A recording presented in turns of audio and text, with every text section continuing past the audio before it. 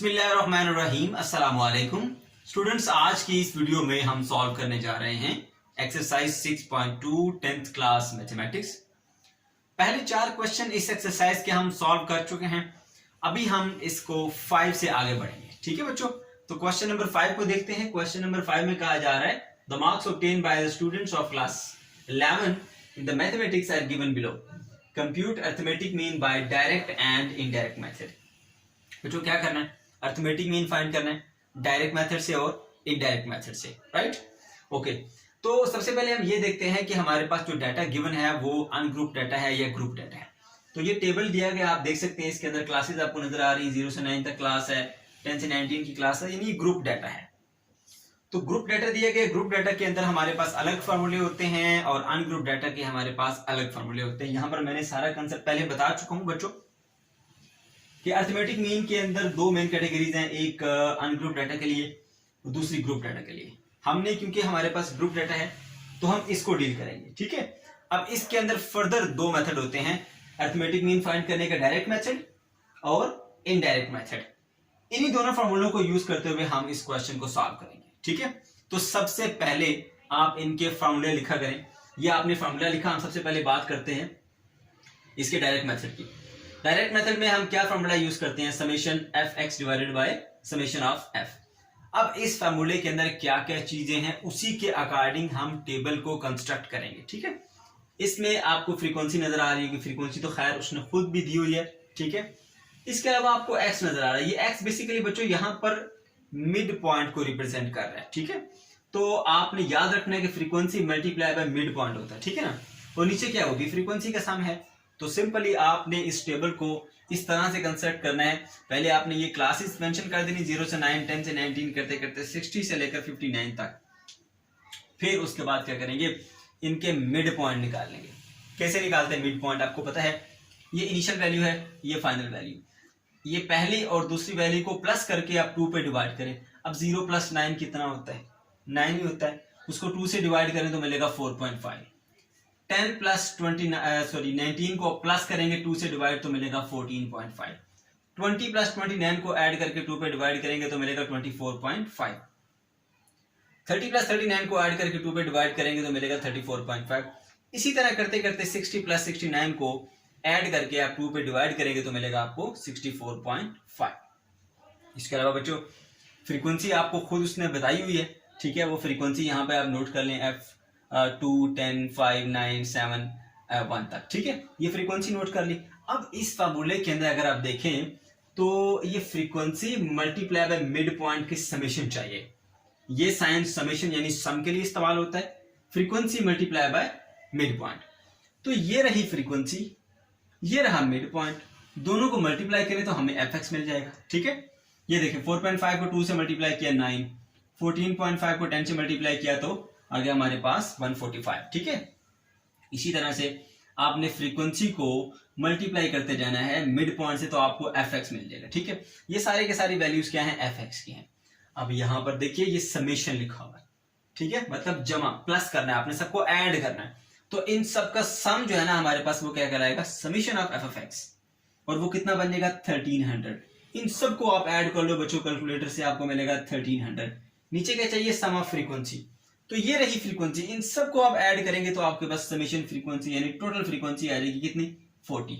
दोनों वैल्यूज आपने यहां पर पुट कर देंगे, ठीक है।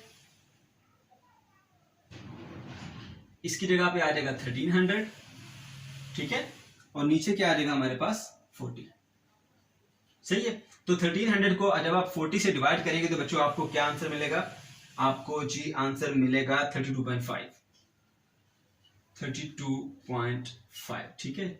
ये रहा आपका आंसर। इसी तरह से बच्चों जब आप इनडायरेक्ट मेथड से इसका अरिथमेटिक मीन फाइंड करेंगे तो आप जानते हैं कि जब भी आपको ग्रुप डाटा दिया जाता है और ग्रुप डाटा में जो आप उसका इनडायरेक्ट अरिथमेटिक मीन निकालते हैं उसका ये फार्मूला होता है, ठीक है। इसको मैं डिटेल से बता चुका हूं यहाँ पर, ठीक है। तो हम डायरेक्टली अब यहाँ पर फार्मूला लिखेंगे। फार्मूला आपको अच्छे तरीके से याद होना जरूरी है।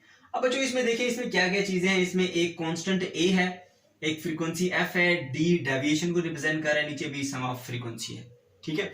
इसको देखते हुए आपने टेबल को कंस्ट्रक्ट करना है। आप जरा गौर से सुनिएगा। इससे पहले हमने जो अनग्रुप डाटा में इनडायरेक्ट वे से फाइंड किया था वहां पर भी हमारे पास कांस्टेंट ए आया था। तो वहां पर क्योंकि अनग्रुप डाटा था, सारी सिंगल वैल्यूज थी, तो उन वैल्यूज में से आपने कोई एक मिडिल टर्म निकाल ली थी, ठीक है। कोई भी एक टर्म आप ले सकते हैं, उसको आपने कांस्टेंट माना था और उसके रिस्पेक्ट से फिर उसकी डेविएशन कैलकुलेट की थी, यानी बाकी तमाम वैल्यूज उससे कितना चेंज है, कितने डिफरेंस पर है, ठीक है।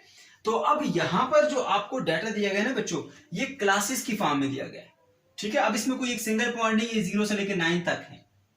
तो आप फिर क्या करेंगे, सिंगल पॉइंट बनाने के लिए आप क्या करेंगे बच्चों, इनका मिड पॉइंट ले लेंगे। 0 से 9 तक मिड पॉइंट कैसे फाइंड करेंगे, दोनों को प्लस करके 2 पे डिवाइड करें, 4.5 आ जाएगा। 10 19 को प्लस करके 2 पे डिवाइड करें, 14.5 आएगा। इसी तरह 20 प्लस 29 को करेंगे तो आपके पास 24.5 आएगा। आपने इन सब के मिड पॉइंट्स बना लेने हैं। तो अब क्या हो गया, अब आपके पास सिंगल वैल्यूज आ गई। तो मान लीजिए अब आपकी ऑब्जर्वेशन क्या है, ये है आपकी ऑब्जर्वेशन, ठीक है। तो आपने इनमें से कोई एक वैल्यू सेलेक्ट कर लेनी है, ठीक है। मिडिल टर्म मैंने यहां पर 34.5 को सिलेक्ट कर लिया है, ठीक है। तो इसको हम कह देते हैं, ये मिडिल टर्म जो है वो हमारी ए है, a इज इक्वल्स टू 34.5, ठीक है। ये आ गया हमारा ए, ओके। इसके अलावा बच्चों हमें क्या क्या चाहिए, यहां पर फ्रीक्वेंसी चाहिए, डेविएशन चाहिए, दो चीजें चाहिए। तो फ्रीक्वेंसी तो ऑलरेडी क्वेश्चन में दी हुई थी, तो आपने वही यहां पर नोट कर लेनी है, ये फ्रीक्वेंसी आ गई, नोट कर लें, ठीक है। अब डेविएशन कैसे मिलेगी आपको, डेविएशन आपको ऐसे मिलेगी, ये जो आपको पॉइंट्स मिले हैं ना, ठीक है, इनमें से आपने तो एक कांस्टेंट सेलेक्ट कर लिया, वो 34.5। अब आप ये चेक करेंगे कि इसके मुताबिक बाकी तमाम जो ऑब्जर्वेशन है वो कितना कितना चेंज है, कितना डेविएट कर रही है, ठीक है। तो वो कैसे निकालेंगे, चेंज कैसे निकालते हैं, माइनस करके, ठीक है। तो आप क्या करेंगे, deviation is equal to x minus ए।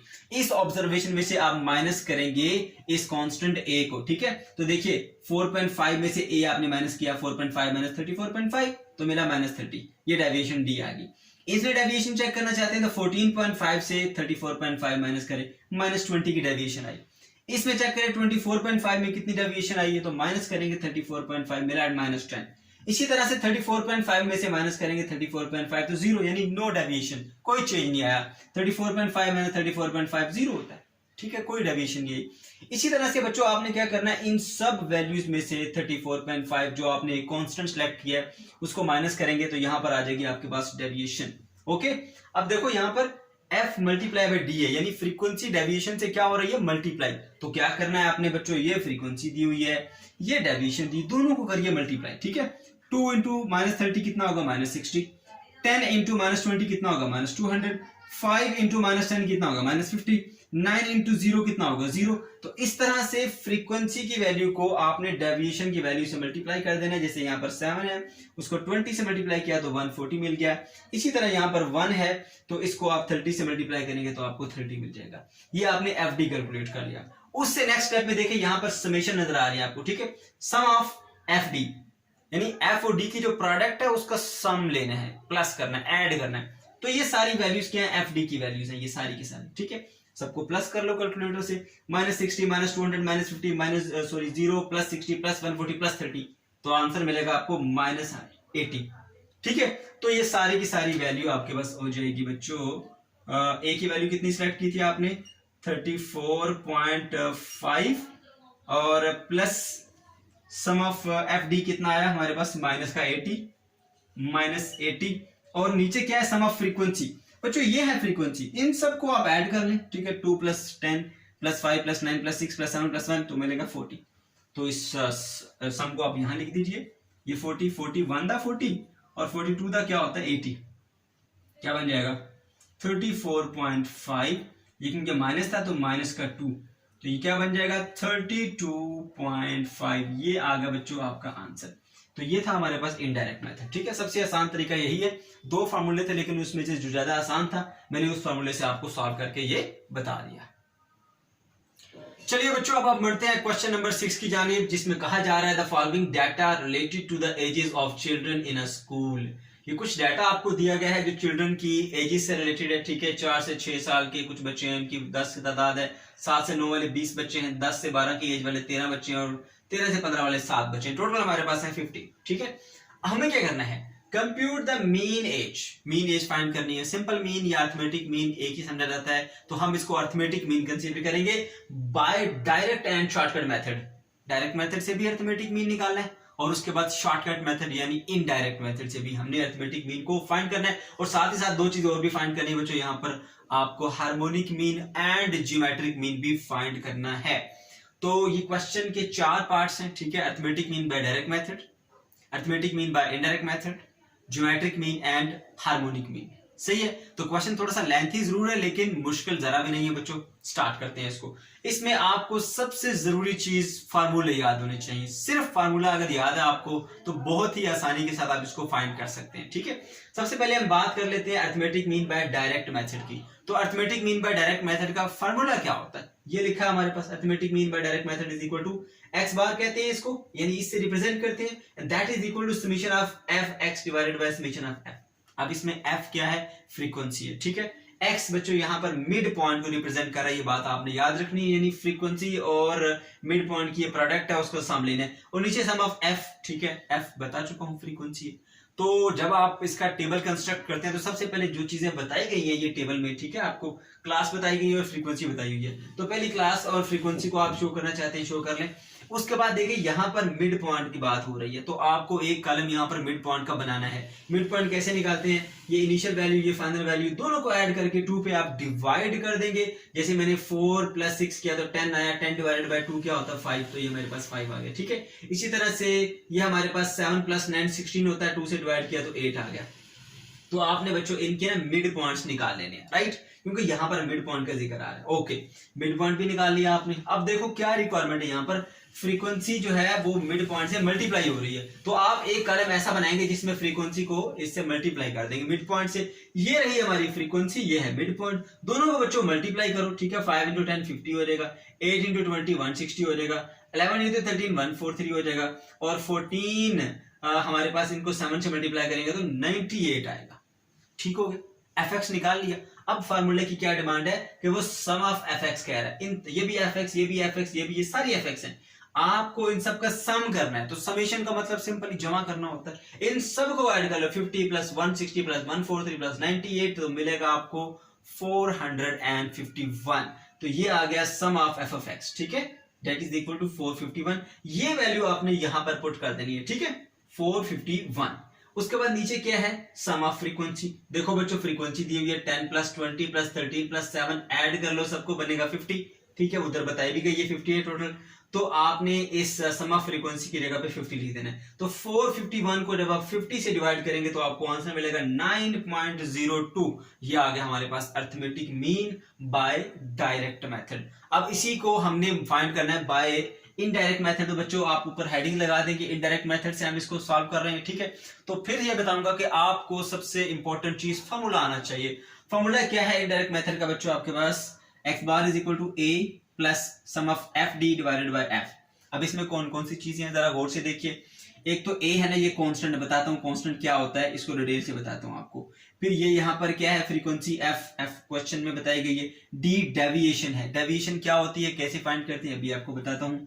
और नीचे भी फ्रीक्वेंसी है। तो आपको क्या चाहिए, f और d, ठीक है। एक आपने बनाना है, f का कॉलम आपके पास मौजूद होना चाहिए, एक d डेविएशन का कॉलम मौजूद होना चाहिए, और fd को दोनों को मल्टीप्लाई किया गया है तो fd को मल्टीप्लाई करने वाला कॉलम भी आपके पास एक होना चाहिए। टेबल कंस्ट्रक्ट करते हुए क्या करेंगे, आपको जो क्लास की वैल्यूज दी हुई है और फ्रीक्वेंसी दी है दोनों सबसे पहले यहां पर लिख लें, ठीक है। ये क्लास आ गई और साथ में इसकी आ गई फ्रीक्वेंसी, ठीक है। अब बच्चों आपको याद होगा जब हम अरिथमेटिक मीन फाइंड करते थे अनग्रुप डाटा का बाय इनडायरेक्ट मेथड, उसमें भी इस तरह का a आता था, ठीक है। तो हम क्या करते थे, जो भी हमारी ऑब्जर्वेशंस होती थी, वैल्यूज होती थी, उनमें से कोई मिडल सी टर्म हम ले लेते थे, ठीक है, कोई दरमियानी सी कोई सी टर्म। अब ये जरूरी नहीं कि स्पेसिफिक कोई एक ही टर्म होती है, 2-3 टर्म जो सेंटर वाली होती है इनमें से कोई सी भी आप एक सिलेक्ट कर सकते हैं, राइट। तो आप उनमें से एक टर्म को सिलेक्ट करते थे, उसको कांस्टेंट मानते थे, ठीक है। यहां पर भी आपको कुछ ऐसा ही करना है, जो ऑब्जर्वेशंस दी गई हैं उन्हीं में से आपको कोई एक टर्म निकालनी है। लेकिन यहां पर तो कोई ऑब्जर्वेशन नहीं है, या तो क्लासेस बताई गई हैं 4 से 6, 7 से 9, 10 से 12, कोई एक नंबर तो है नहीं यहां पर। तो फिर क्या करेंगे, इसलिए हमने इसका निकाला हुआ मिड पॉइंट। 4 और 6 का मिड पॉइंट क्या आ गया 5, 7 और 9 का मिड पॉइंट आ गया 8, 10 और 12 का 11 आ गया, 13 to 15 का 14 आ गया, ठीक है। अब ये क्या आ गया हमारे पास मिड पॉइंट। अब ये बिल्कुल उसी तरह से हमारा क्वेश्चन बन गया जैसे हमारे पास अनग्रुप डाटा में वैल्यूज मिली होती थी। तो मान लीजिए ये है हमारी वो ऑब्जर्वेशंस, ठीक है। जैसे हमारे पास अनग्रुप डाटा में मिली होती थी। अब इनमें से आपने कोई एक मिडिल टर्म निकाल लें, ठीक है, उसको आप ए कंसीडर कर लें। आप 8 को भी ले सकते हैं, आप 11 को भी ले सकते हैं। मैंने यहाँ पर 11 को सिलेक्ट किया, ठीक है, 11 को मैंने ए सिलेक्ट कर लिया, ठीक है। फिर सुन ले बच्चों, जो आपके पास नंबर ऑफ ऑब्जर्वेशंस हैं उसमें से कोई एक मिडिल टर्म आप निकाल लेते हैं, उसको कांस्टेंट मानते हैं, ठीक है। ओके, तो ये हमने मिड पॉइंट में से इसलिए सिलेक्ट किया है क्योंकि जो गिवन डाटा है वो क्लासेस की फॉर्म में था। अब क्लास में कोई एक नंबर तो नहीं है, 4 से 6 तक है, 4 भी है, 5 भी है, 6 भी है, तो इसलिए हमने इसका मिड पॉइंट निकाल के यहां पर लिख लिया है और मिड पॉइंट में से एक पॉइंट को हमने सेलेक्ट कर लिया है, राइट। ओके, तो ये आ गया जी आपका ए। ओके, उसके बाद क्योंकि यहां पर डेविएशन है, डेविएशन का मतलब होता है चेंज। अब आपने ये चेक करना है बच्चों कि ये जो आपने एक नंबर सेलेक्ट किया है 11, ये बाकी ऑब्जर्वेशन से कितनी चेंजिंग आ रही है, ठीक है। डेविएशन का मतलब होता है चेंज, डेविएट कर जाना, चेंज हो जाना, ठीक है। तो ये जो 11 है ना, 11, ठीक है बच्चों, 11 आपने ये देखना है कि 11 का बाकी ऑब्जर्वेशन के साथ कितनी डेविएशन आ रही है। तो क्या करते हैं, चेंजिंग कैसे निकालते हैं, माइनस करके, ठीक है। आपने क्या करना है, 11 का जो डिजिट है इन सब से माइनस कर लेना है। 5 से -11 करेंगे तो आपको डेविएशन मिलेगी, -6 की डेविएशन हुई, और 8 से -11 किया तो -3 की डेविएशन हुई। अब 11 से 11 को माइनस किया तो नो डेविएशन, यहाँ पे 0। 11 था पहले भी, बाद में भी 11 था, कोई चेंज ही नहीं आया, कोई डेविएशन नहीं है यहाँ पर, ठीक है। इसी तरह से 7 में से आपने 14 में से आपने 11 को माइनस करना है तो आपको 3 मिलेगा, यहाँ पर डेविएशन आ गई 3। तो अब आपको समझ आ गई होगी कि डेविएशन क्या होती है। जो आपने एक कांस्टेंट वैल्यू सेलेक्ट की है, जो भी आपको ऑब्जर्वेशन दी गई थी उनमें से कोई एक मिडिल टर्म निकाल लीजिए, उसको हम मान लेते हैं ये हमारी कांस्टेंट टर्म ए है। डेविएशन का मतलब होता है कि ये जो हमने टर्म सेलेक्ट की है, बाकी टर्म इससे कितने फासले पर है, मतलब कितना डेविएट कर गई है, कितना चेंज हो रही है, ठीक है, उसको हम माइनस करके निकालते हैं। तो बच्चों ये आ गई हमारे पास डेविएशन। ओके, अब डेविएशन का कॉलम भी हमने बना लिया, फ्रीक्वेंसी ऑलरेडी हमारे पास मौजूद है। फार्मूले की रिक्वायरमेंट क्या है कि एफ को डी से मल्टीप्लाई करना है और फिर उसका सम फाइंड करना है, यानी एफ डी चाहिए। तो बच्चों ये रहा एफ और ये रही डेविएशन, तो एफ को डी से मल्टीप्लाई करिए, 10 को -6 से मल्टीप्लाई करिए -60, 20 को -3 से मल्टीप्लाई किया -60, 13 को 0 से मल्टीप्लाई किया 0, और 7 को 3 से मल्टीप्लाई किया तो 21। ये आ गया आपके पास F D F D F D F D. लेकिन यहां पर क्या है, सम ऑफ एफ डी, यानी इन सब का आपने क्या कर लेना है, सम कर लेना है, टोटल कर लेना है, प्लस कर लेना है, ऐड कर लेना है, ठीक है। तो बच्चों 60 -60 होता है -120, उसमें से हमारे पास 21 प्लस का है तो माइनस हो जाएगा, -99 आ जाएगा हमारे पास सम ऑफ एफ डी, ठीक है। तो ये देखिए सम ऑफ एफ डी कितना आ गया हमारे पास, -99। नीचे क्या है, सम ऑफ फ्रीक्वेंसी, फ्रीक्वेंसी कहाँ है हमारे पास, ये है, उसने खुद भी बताया था सम ऑफ फ्रीक्वेंसी कितना है, 50 है, ठीक है। तो आप इनको ऐड करके भी चेक कर सकते हैं, 10 + 20 30 और 13 + 7 करेंगे तो आपको 50 मिलेगा, ठीक है। तो बच्चों ये वैल्यूज आपने पुट करनी है। अब ए आपने क्या सिलेक्ट किया था, यानी कांस्टेंट कौन सी टर्म सिलेक्ट की थी, हमने 11 को किया था, तो इधर ए की जगह लिखेंगे 11। अब एफ डी हमने ये फाइंड करके रखी है, सम ऑफ एफ डी ये आ गया -99, इसकी जगह पर लिखे -99। सम ऑफ फ्रीक्वेंसी कितना है हम जानते हैं 50 है, तो यहां पर लिखा आपने 50। अब 11 + -99/50 इसको करें ना जरा कैलकुलेटर से डिवाइड, तो मिलेगा 1.98। 11 - 1.98 करेंगे तो मिलेगा 9.02। अब माइनस क्यों किया, क्योंकि बच्चों ये माइनस था, माइनस इंटू प्लस क्या होता है, माइनस होता है, तो मिलेगा 9.02। तो ये आ गया हमारा आंसर बाय इनडायरेक्ट मेथड। उसके बाद जो नेक्स्ट टर्म है हमारी, हमने ज्योमेट्रिक मीन भी निकालना है। तो बच्चों ज्योमेट्रिक मीन को भी निकालने के लिए सबसे पहले आपको क्या पता होना चाहिए, आपको इसका फार्मूला आना चाहिए कि जब आपको कोई ग्रुप डाटा दिया जाता है आप उसका ज्योमेट्रिक मीन कैसे फाइंड करेंगे। ये रहा उसका formula, geometric mean is equal to antilog of, bracket में लिखेंगे जी sum of frequency multiply by log of X divided by sum of F. अब इसके अंदर जो टर्म्स है ना पहले उसको सीखें। इसमें ये जो एफ है ना बच्चों, एफ ये एफ बेसिकली फ्रीक्वेंसी है, और फिर साथ में मल्टीप्लाई हो रहा है लॉग ऑफ एक्स। एक्स यहां पर रिप्रेजेंट कर रहा है मिड पॉइंट को, ये बातें याद रखनी है आपने। एक्स जो है वो मिड पॉइंट है, एफ क्या है, फ्रीक्वेंसी है। तो आपने क्या करना है, फ्रीक्वेंसी को मल्टीप्लाई करना है लॉग ऑफ मिड पॉइंट से, और डिवाइडेड बाय क्या है, सम ऑफ फ्रीक्वेंसी। तो अब आपको क्या पता चला कि यहां पर मिड पॉइंट का कॉलम होना चाहिए, ठीक है। लॉग ऑफ एक्स का तो लॉग ऑफ मिड पॉइंट कह सकते हैं या लॉग ऑफ एक्स भी कह सकते हैं, लॉग ऑफ मिड पॉइंट का कॉलम भी होना चाहिए।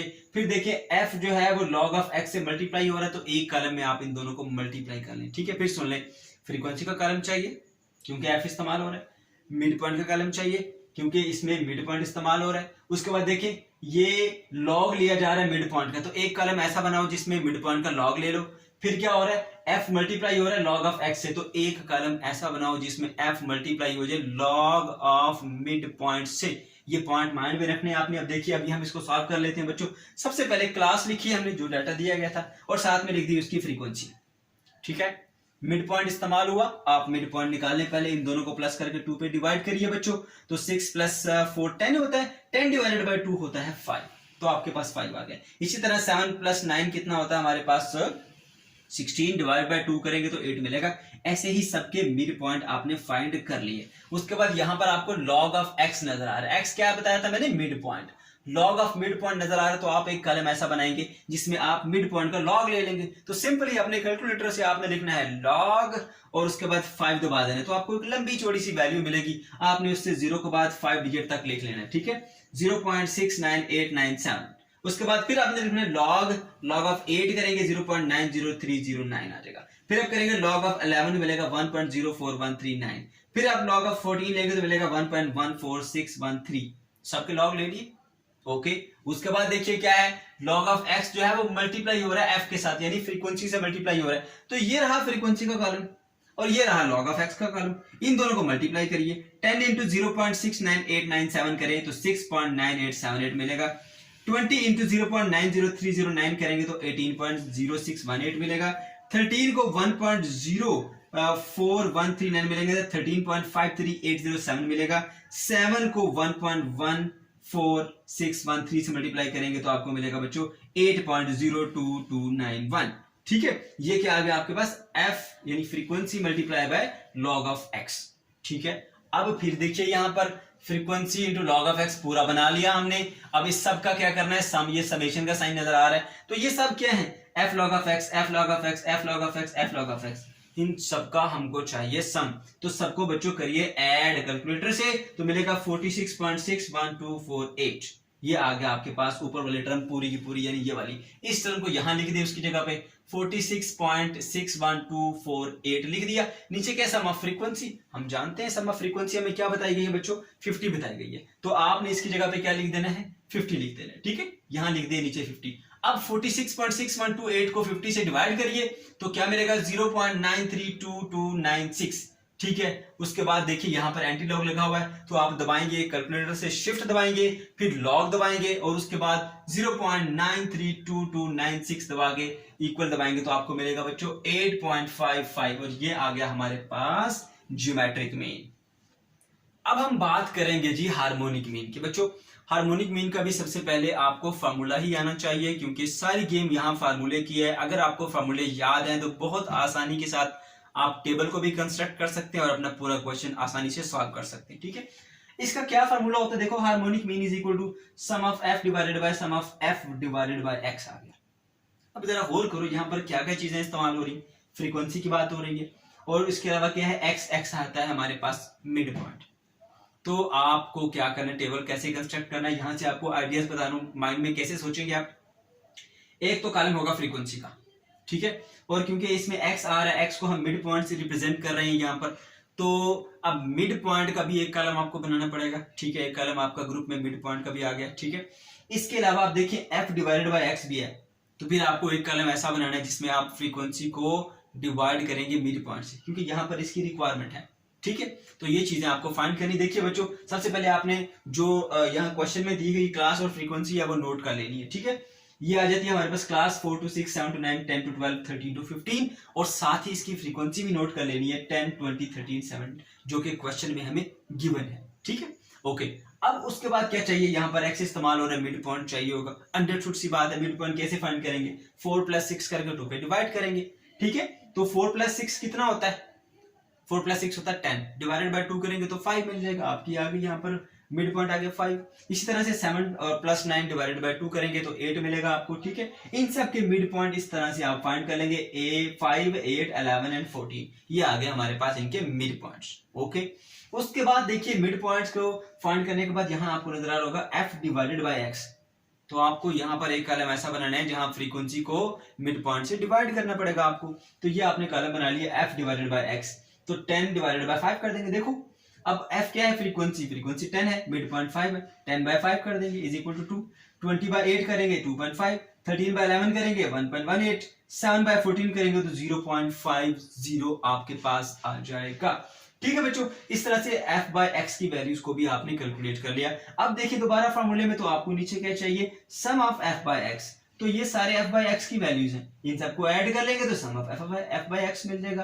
तो इनको 2 प्लस 2.5 प्लस 1.18 प्लस 0.50 करेंगे तो आपको मिलेगा 6.18। ये वैल्यू आपने नीचे पुट कर देनी 6.18। ऊपर सम ऑफ फ्रीक्वेंसी क्वेश्चन में दिया गया था बच्चों यहाँ पर 50, ठीक है, तो आपने ऊपर लिख देना है 50। 50 डिवाइडेड बाय 6.18 करेंगे तो मिलेगा आपको 8.09।